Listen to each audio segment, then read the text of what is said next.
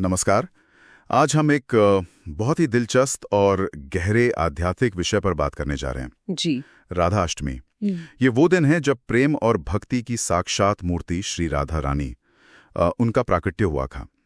हमारे पास जो जानकारी है वो इस उत्सव के महत्व, कहानियों और इसकी जो आध्यात्मिक गहराई है उसे समझने में मदद करेगी। बिल्कुल। तो आइए इस विषय को थोड़ा और समझते हैं।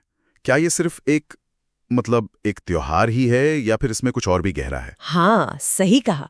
ये सिर्फ एक दिन का उत्सव नहीं है।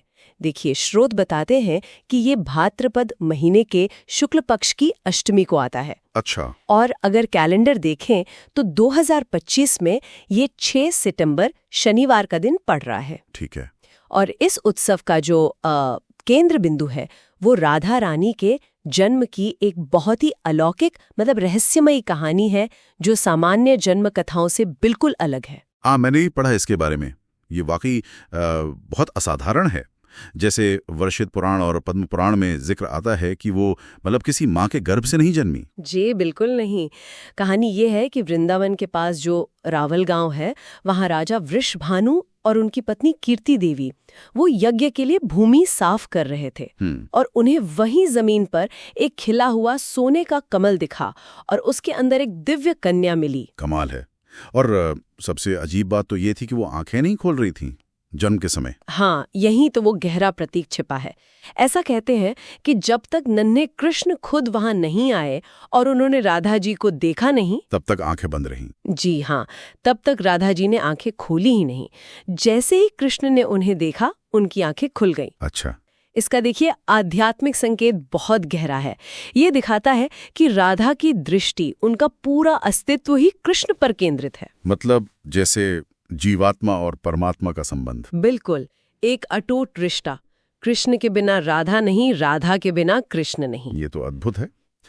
और श्रोता इस बात पर भी जोर देते हैं कि राधा और कृष्ण का जो प्रेम है वो सांसारिक नहीं है, दुनियावी प्रेम जैसा नहीं। हाँ। वो विवाह के बंधन में भी नहीं बंधे थे, फिर भी हर जगह राधे कृष्ण ही कहा जाता है। कृष्ण से पहले राधा का नाम।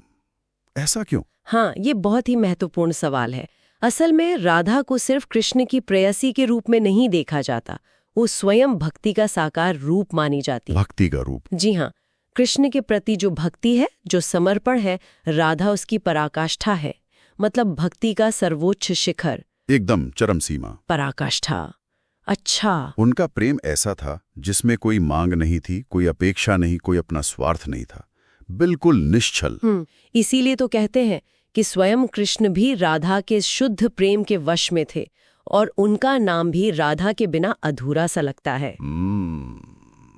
तो क्या हम ये कह सकते हैं कि राधा रानी सिर्फ इतिहास का एक पात्र नहीं है, बल्कि वो एक आध्यात्मिक आदर्श हैं, एक चेतना? निश्चित रूप से, बिल्कुल सही समझा। राधा रानी हमें सिखाती हैं कि पूर्ण समर्पण क्या होता है, निस्वार्थ भक्ति कैसी होती है। जी। इसी को राधा भाव कहते हैं। इसका मतलब ही है कि भक्त अपने आप को, अपने अस्तित्व को पूरी तरह से भगवान में मिला दे, बिना किसी भी व्यक्तिगत इच्छा या लाभ के। अच्छा। यही है आत्मा का परमात्मा से एकाकार होना। और कुछ संदर्भों में इसी परम आनंद की स्थिति को, इसी मिलन को रास भी कहा गया है। वो दिव्य नृत्य जहां भक्त और भगवान एक हो जाते हैं। और शायद इसी गहरे भाव को महसूस करने के लिए, उसे जीने के लिए ही राधा अष्टमी पर वो विशेष पूजा और उत्सव होते होंगे। व्रत वगैरह का भी जिक्र है? हाँ, बिल्कुल। भक्त इसी प्रेम और भक्ति को मनाने के लिए व्रत रखते हैं। जानकारी के अनुसार 6 सितंबर 2025 को खास तौर पर दोपहर के समय राधा कृष्ण के विग्रह का पंचामृत से अभिषेक होता है। जी। फिर उनका सुंदर श्रृंगार करते हैं, भोग लगाते हैं और उनके गुणों का गान होता है, भजन कीर्तन होते हैं। और वृंदावन, बरसाना, मथुरा, जो ब्रज क्षेत्र है, वहां तो इस दिन की रौनक ही कुछ और होती होगी। अरे बिल्कुल, उन जगहों पर तो राधा अष्टमी एक महापर्व है। जहां राधा कृष्ण ने अपनी लीलाएं की थीं, वहां खास आयोजन होते हैं। जैसे झूला उत्सव होता है और बहुत भव्य रासलीला का मंचन होता है। हजारों भक्त आते हैं उस दिव्य प्रेम को महसूस करने। पूरा माहौल भक्ति और आनंद से भरा होता है। समझ गया। तो आज की ये जो सारी बातचीत हुई, इससे मुख्य बात क्या निकल कर आती है? इसका सार क्या है? देखिए, सार यही है कि राधा अष्टमी सिर्फ एक जन्मदिन का उत्सव भर नहीं है।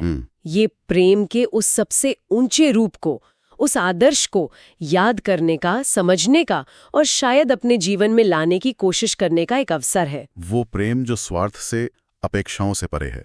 बिल्कुल, जिसे हम निश्चल भक्ति कहते हैं या राधा भाव।